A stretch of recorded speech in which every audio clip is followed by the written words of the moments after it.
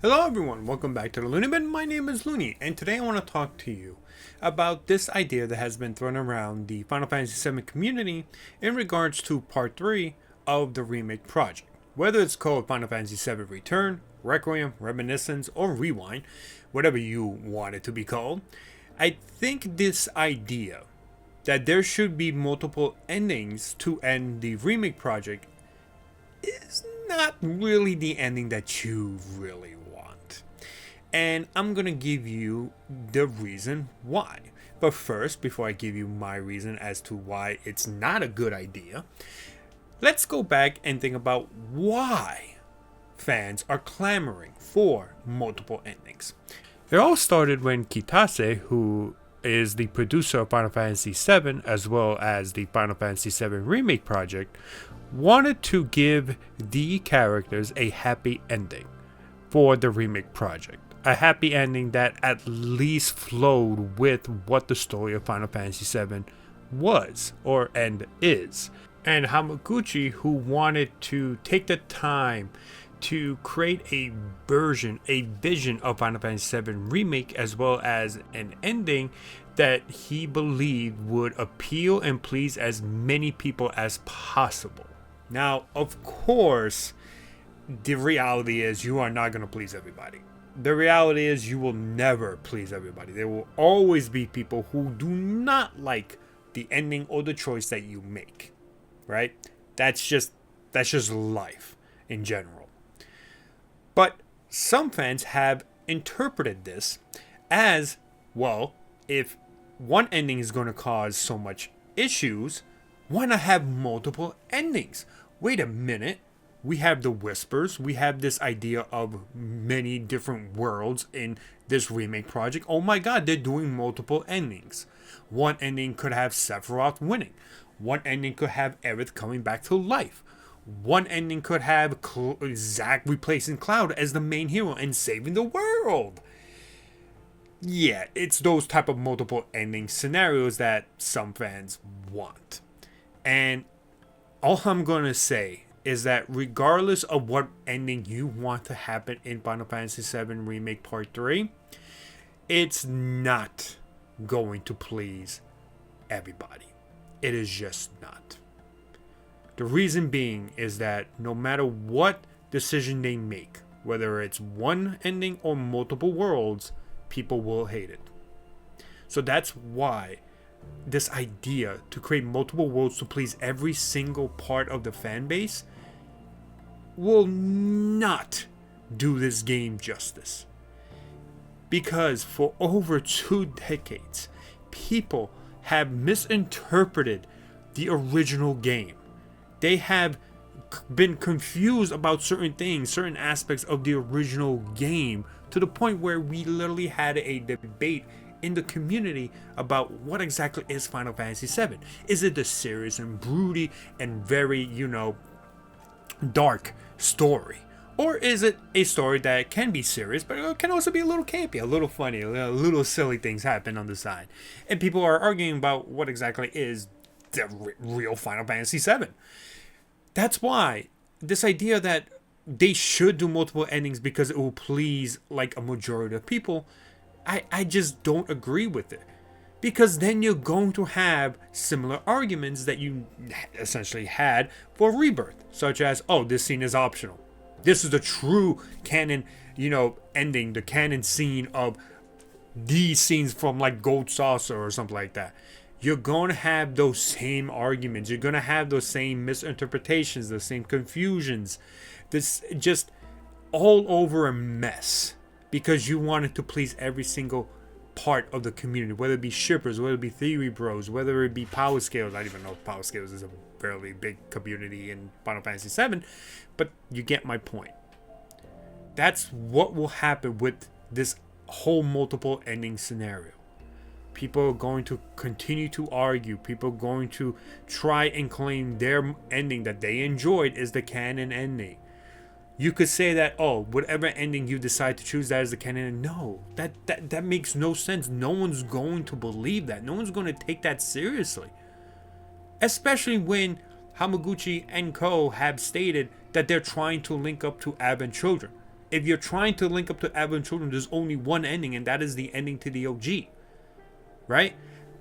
But then you also have the people who think this is a sequel, where it's just, all of this is just creates more confusion that you are trying to get rid of ever since 1997. Hamaguchi has stated that several times he believed that so many people have misinterpreted and been so confused about the original Final Fantasy VII that part of the reason they're doing the remake project is to erase that misinterpretation, erase that confusion, essentially give you the definitive version of the story of Final Fantasy VII. And multiple endings will not do that. It will just create more fuss, more arguments, more confusion, the thing that you want to avoid. And like I said, people will hate it. There will be people who dislike it. People will make claims that, oh, the Remake Project is not the real story of Final Fantasy VII. No, it's the OG. Screw the Remake Project Final Fantasy VII. Play the OG. But that's, like, it's going to happen. That's the type of stuff that will happen that you want to avoid. That's why I believe that for the devs, Nojima, Nomura, Kitase, Hamaguchi, everyone who is involved, don't think multiple endings where everyone gets something that they want is going to fix the issues that you claim were a big part of why you wanted to start the Remake Project. Like, it's not going to fix those issues. What or at least what I believe they should do is give you one conclusive ending that links up to Advent Children. It's essentially going to be the same ending as the OG. Because to me, I don't view the Remake Project as a sequel. It's a definitive version of the story. Yes, there are additions, there are changes, there's even some subtractions. I get it. When I played Remake, when I saw the Whispers and the whole Defying Fate, I looked at that and I'm like, okay, maybe they're changing the story in some sort of way. But are they? Because when Rebirth came out, all the major story beats of the actual story of Final Fantasy VII are still being hit. They're not changing major story beats. If they were trying very hard to make something different, they would have done something different for a lot of these major story beats. Like, for example, keeping Aerith alive. And I get it. There are some people who believe that Aerith is still alive in another world, right? And part of that is that we still don't understand what is exactly happening with the whole world stuff, with the live stream. We still don't know. We won't know until part 3. We can make theories, we can make, statements, but we won't know until part 3. But if what Hamaguchi and many other members of the dev team have been saying, they're trying very hard to stick with the story. To the point where Hamaguchi even said that if they change too much, it will just be a fan fiction version of Final Fantasy VII, which they are not planning, which they are not doing. They have had a plan for this remake project from the very beginning. They understood that with all 3 parts, they needed to have the basic overview of what they're going to do in each 3 parts from the very beginning. Then you just add the things that you are going to be including, such as the major story beats of the story, the additions, the subtractions, the small changes, some changes, adding whispers. All of that will still lead to that original ending and then link up to Advent Children. But of course, people are debating about what is the actual meaning of that. Like, what does linking to Advent Children even mean? Essentially, some people believe that Advent Children, essentially the Sephiroth from Advent Children, went back in time to fix, why he lost. And some people are clamoring that's what they mean by linking up. And others are saying that they're just going to essentially create the same story beats with small changes and changes that they couldn't do back then because of, the limitations to the technology. It's just going to follow the same story beats with whatever else they always wanted to include and link up to the movie in the very same way. Even that is being debated. You see what I mean? Everything is being debated, which is why the multiple ending scenario is just not going to be helpful for anybody. However, I believe that a definitive ending that the devs have decided on will do the community, will do the story of Final Fantasy VII even more conclusive to all of these arguments, to all of these debates, right? Because whatever they decide to do, okay, great. You have decided that you wanted this to be the definitive version of the story of Final Fantasy VII. And you are going to essentially use that, and that will be it. Because this will be essentially the last time the original creators will essentially touch the story of Final Fantasy VII. Maybe in the near future we'll get like some cool ass 4D remake of whatever of Final Fantasy VII, but more than likely they'll all be gone by then. And this is the last chance to really give us their definitive version of the story. And I think that is something worthwhile. Because we can come up with multiple endings ourselves. The future, if they ever touch this again, if they make another remake of some kind, full Final Fantasy VII, they will probably make some changes. Maybe they themselves will make certain changes that people will like better. Who knows? But this will be the last chance for the original team to give us their definitive version of the story of Final Fantasy VII. And you need it to be conclusive. You just need to be conclusive, because you're going to create debates and you're going to upset people no matter what you do. So stick your guns. Say it with your chest. Say it with your chest what the story of Final Fantasy VII is that you always wanted. That is more respectable than trying to please everybody. You will never please everybody.